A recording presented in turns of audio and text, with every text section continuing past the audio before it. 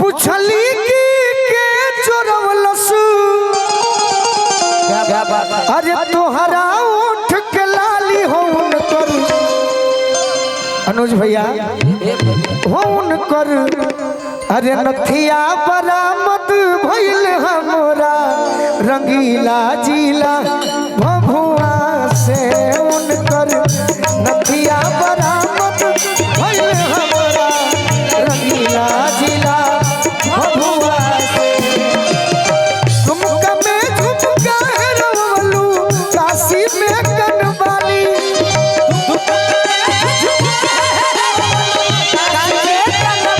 हम पूछली कि के चोरवलस तोहरा उठ के लाली हो उनकर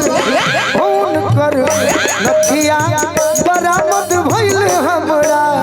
रंगीला जिला भभुआ से उनकर नथिया बरामद भइल हमरा रंगीला जिला भभुआ से। देखो वो में बहुत सारा गीत गौले बनी आज सुनाइए थी भाइयों के धन्यवाद बा। वो में को गीत गौले रहनी जो ना गीत पर पवन सिंह जी नाच दिखले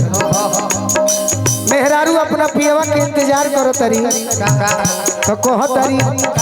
ततली बेहुड़िया के दूधावा से रोइले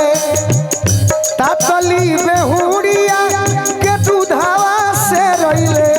पढ़निहार पियावा ओ वही पढ़ के रायले पढ़निहार पियावा ओ वही पढ़ के रायले नथिया बरामद भइल हमरा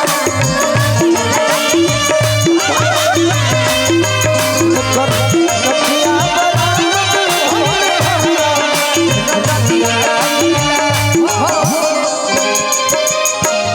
मुखौन कर पूर्णिमा के चंदा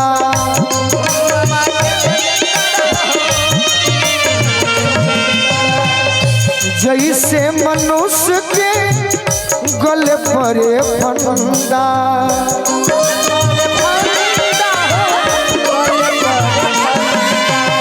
पान दबवले गाल में चपले चले जवनिया चाल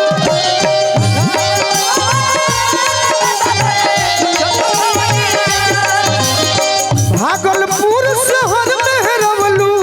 तू 9 लाख हार हुनकर बाली बरामद भइल हमरा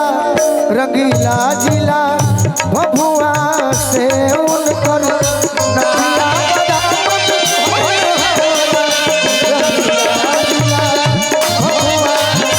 से उनकर बाली बरामद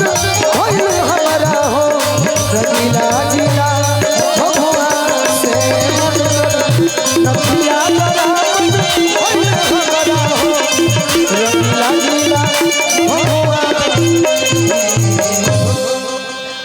क्या बात है।